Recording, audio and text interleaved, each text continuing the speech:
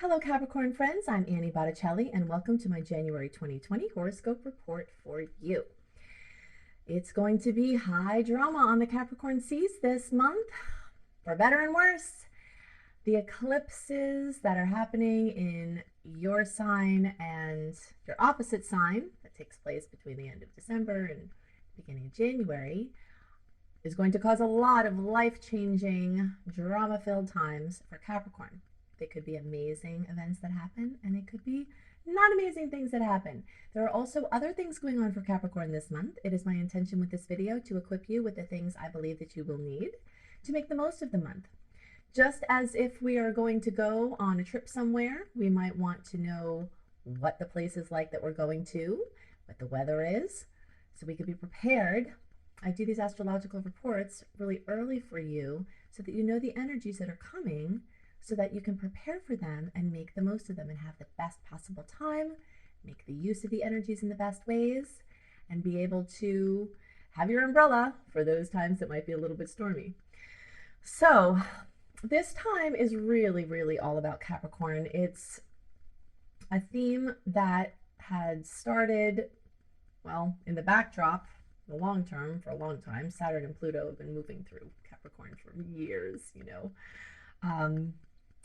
and Jupiter just got there in December. So this energy of everything that Capricorn represents is like it's an orchestra where each instrument is being added in over time. So in December we had some more planets or some more instruments added into the symphony. And now here in January we have more of that energy. Okay, so it's very heavy with everything that is how you are, and so every sign, every placement, everything in astrology, every planet has this range of potential expressions from lowest to highest. So for Capricorn, the lower ends of the energies are likely to be enhanced, just as the higher ends of the energies. I'll tell you what that spectrum includes, but it's important to remember that what we're talking about here, the most powerful number in all of math is 0.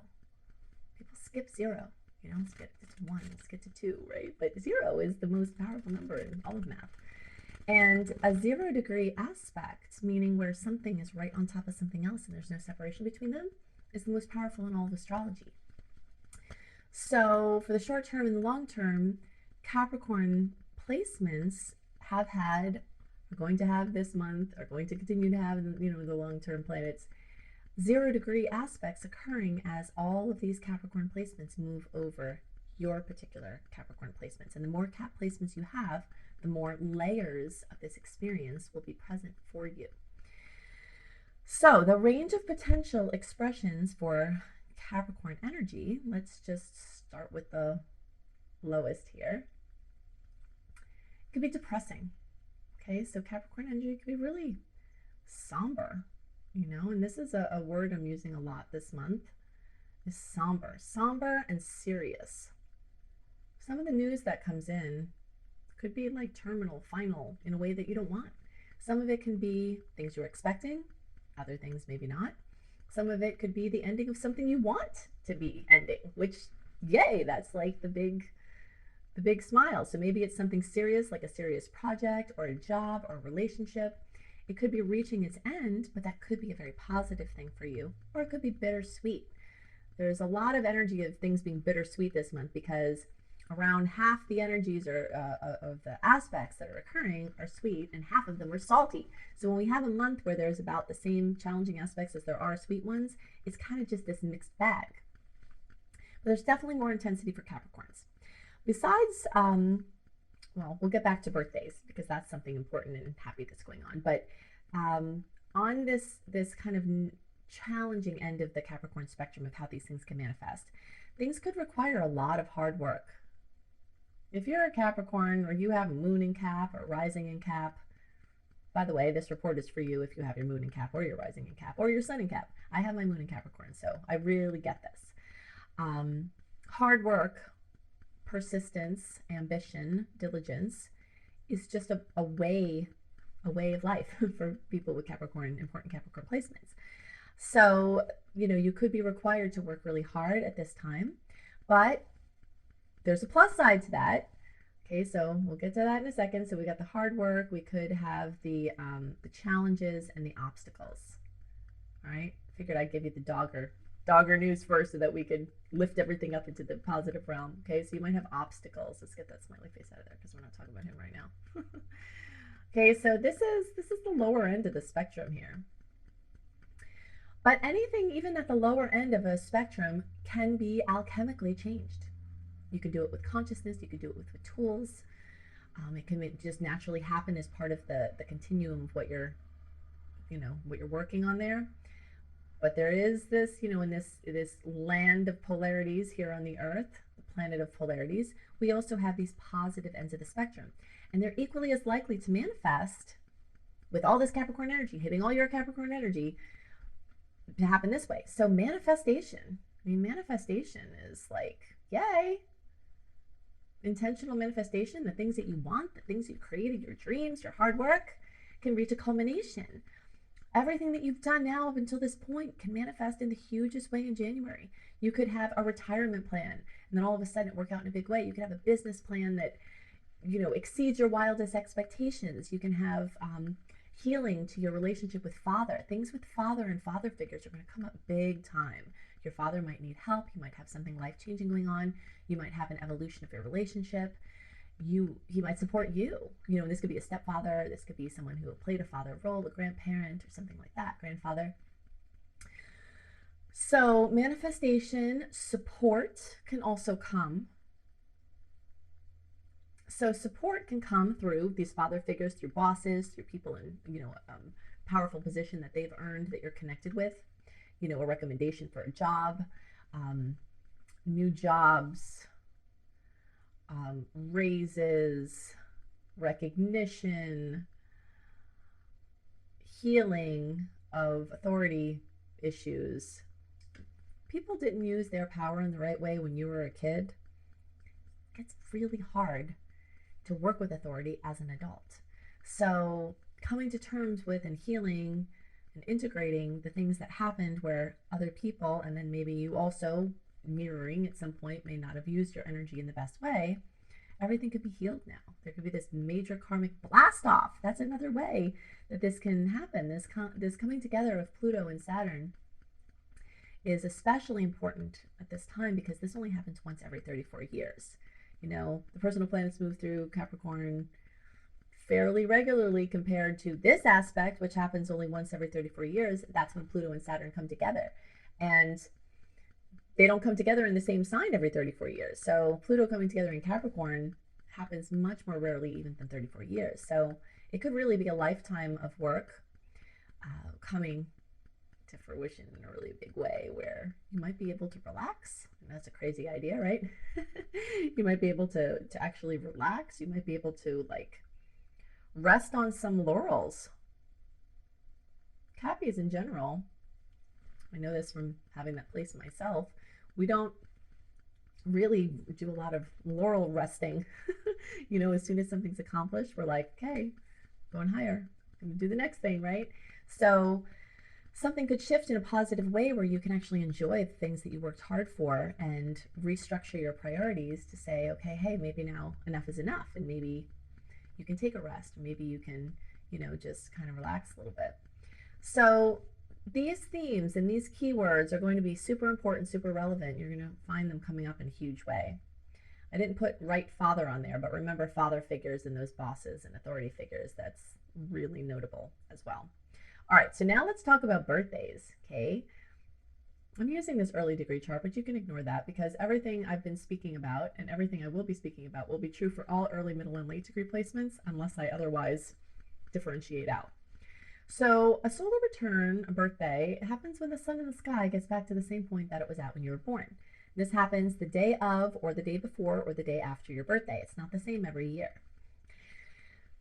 That is where birthday wishes came from. Many things that we speak of just as common knowledge are actually astrologically based. And this is one of those things. So when people say, oh, we make your birthday wishes, right? People don't say, oh, that's astrological.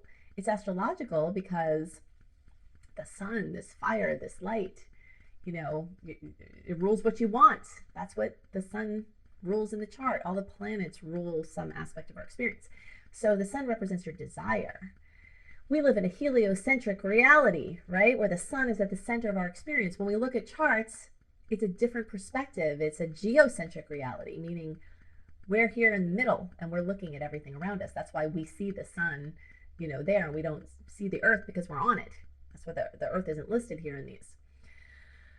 But when we're looking at what the sun represents, it's desire. It's where the birthday wishes come from. So brilliant astrologer Jan Spiller says you get 10 birthday wishes. I've always done that. I'm fine with that. I don't need to have just one.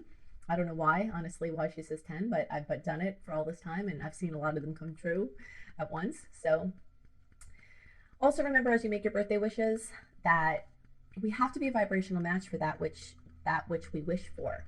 So sometimes you have to wish on the new moons, clear out on the full moons, wish in the birthdays, wish in the other astrological power periods over time to help the universe, your subconscious mind, the same thing, work you into alignment with the things that you are requesting. And depending on what you're asking for, it could take some time, you know, so don't give up if you just try it and it doesn't work. Just keep doing it.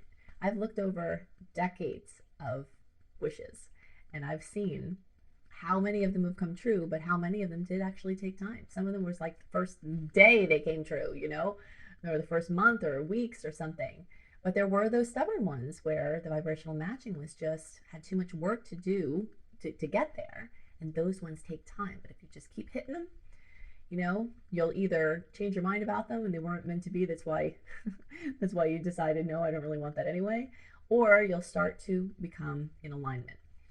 So if you search for Making Wishes Come True Annie, you'll find my video on using astrological power periods to support your wishing. Okay, so happy birthday to my Cappy friends who didn't have their birthdays already in December. And happy birthday to y'all too, if you're listening to this early.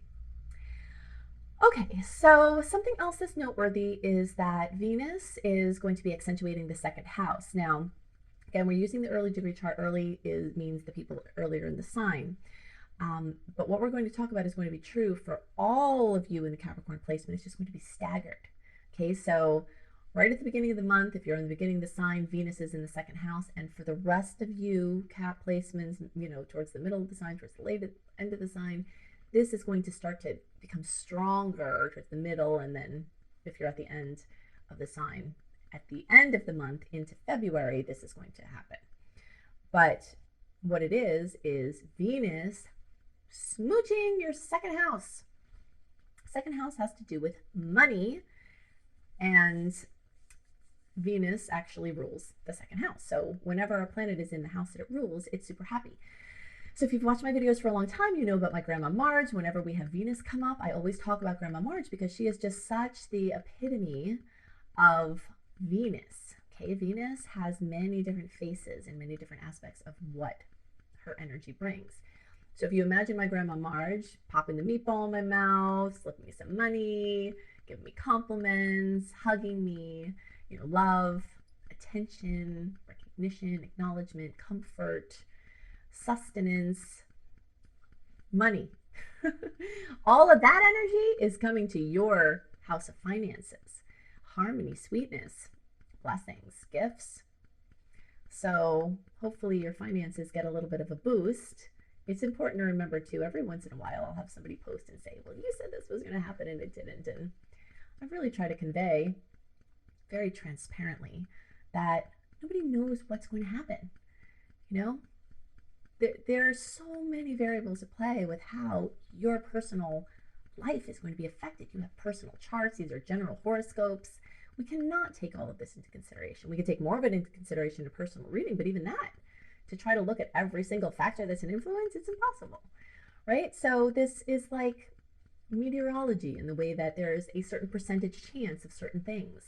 And sometimes those things happen, but sometimes they don't. Even if it's 90% chance, sometimes they don't happen, right? So just kind of take this with a grain of salt, but to understand the potentials are there. Because with the potentials being there, you can do something with them. It's kind of like I always talk about with this, like having ingredients on a counter. I'm going to frame this a little bit differently this time. If you have ingredients on a counter, you're a lot closer to being able to have a pie. You still have to make the pie, but you're closer to it, right? Closer to it than if the ingredients weren't on the counter. So when you have Venus in your second house, you're a little bit closer. You're a little bit closer.